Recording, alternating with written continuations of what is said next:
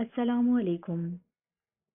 جب آپ اللہ تعالیٰ کی رضا کے لیے کسی کی مدد کرتے ہیں، اس کی تکلیف دور کرتے ہیں، تو ایسا ہو ہی نہیں سکتا کہ اللہ تعالیٰ آپ کی تکلیف میں آپ کو اکیلا چھوڑ دے۔ ایک سعودی تاجر کا بیان ہے کہ میں اور میرا دوست سعودی شہر بریدہ میں تجارت کرتے تھے۔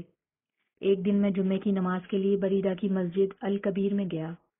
نماز جمعہ کے بعد جنازہ کا اعلان ہوا۔ نماز جنازہ ادا کی گئی۔ لوگوں نے ایک دوسرے سے پوچھنا شروع کر دیا کہ یہ جنازہ کس کا ہے۔ پتہ چلا کہ یہ جنازہ میرے ہی دوست سعود کا ہے، جو گزشتہ رات دل کا دورہ پڑنے سے انتقال کر گیا تھا۔ مجھے سن کر انتہائی صدمہ پہنچا۔ یہ کوئی 22 برس پہلے کی بات ہے۔ اس وقت ابھی موبائل فون عام نہیں ہوا تھا۔ چند مہینے گزرنے کے بعد وہاں کے ایک دکاندار نے مجھ سے بات کی کہ مرحوم سعود کے ذمے میرے 3 لاکھ ریال ہے، تو آپ میرے ساتھ چلیں، ہم جا کر اس کے بیٹوں سے بات کریں۔ اور یہ بات پہلے سے میرے علم میں تھی کہ سعود کے ذمہ یہ قرض ہے۔ چنانچہ ہم مرحوم کے بیٹوں سے جا کر ملے۔ بات چیت ہوئی تو انہوں نے بغیر کسی ٹھوس ثبوت کے رقم لوٹانے سے صاف انکار کر دیا اور کہا کہ ہمارے باپ نے تو صرف 6 لاکھ ریال چھوڑا ہے، اگر 3 لاکھ ہم آپ کو دیتے ہیں تو پھر ہمارے پاس کیا بچے گا۔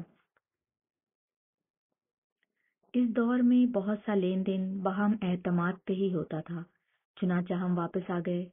یوں وقت گزرتا گیا، لیکن ہر وقت مجھے میرے دوست سعود کی یاد ستاتی رہی۔ یہی سوچتا رہا کہ نہ جانے قرض نہ چکانے کی وجہ سے قبر میں اس کے ساتھ کیا بیت رہی ہوگی۔ ایک دن میں نے اپنے پیارے دوست کا قرض اتارنے کا عزم کر لیا۔ اس ارادے کے بعد پھر مجھے 2 دن تک نیند نہیں آئی۔ جب بھی میں سونے کے لیے آنکھیں بند کرتا تو سعود کا مسکراتا چہرہ میرے سامنے آ جاتا، گویا وہ میری مدد کا منتظر ہو۔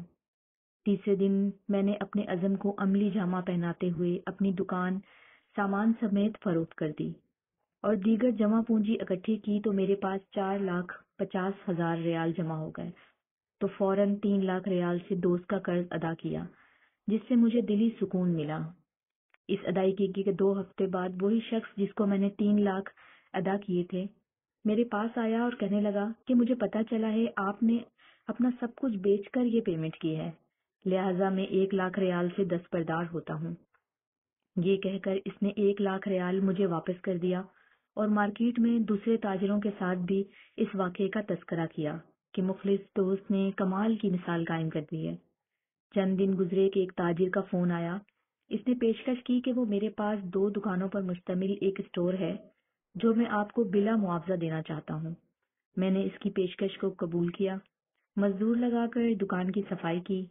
اسی دوران سامان سے لدا ہوا ایک بڑا ٹرک دکانوں کے سامنے آ کر رکا، جس میں سے ایک نوجوان نیچے اترا، سلام کے بعد کہنے لگا کہ میں فلاں تاجر کا بیٹا ہوں، یہ سامان میرے ابا جان نے بھیجا ہے اور کہا ہے کہ سامان بیچ کر اس کی نصف قیمت آپ ہمیں لوٹا دینا اور باقی آدھا مال ہماری طرف سے گفٹ ہے، اور آئندہ جتنے مال کی ضرورت ہو ہم سے ادھار لے کر فروخت کر کے پیمنٹ کر دیا کریں۔ لوگ جنہیں میں جانتا نہیں تھا چاروں طرف سے میرے ساتھ تعاون کے لیے اٹھ کھڑے ہوئے اور تھوڑے ہی عرصے میں میرا بزنس پہلے سے دگنا ہو گیا۔ المختصر 1436 ہجری کے رمضان المبارک میں نے 3 ملین ریال اپنے مال کی زکوٰۃ ادا کی۔ یہ کوئی افسانہ نہیں بلکہ ایک حقیقت ہے۔ سید کائنات رحمت للعالمین کا فرمان گرامی کس قدر سچا ہے کہ جب تک بندہ اپنے بھائی کی مدد میں رہتا ہے، اللہ تعالیٰ بھی اس کی مدد کرتا رہتا ہے۔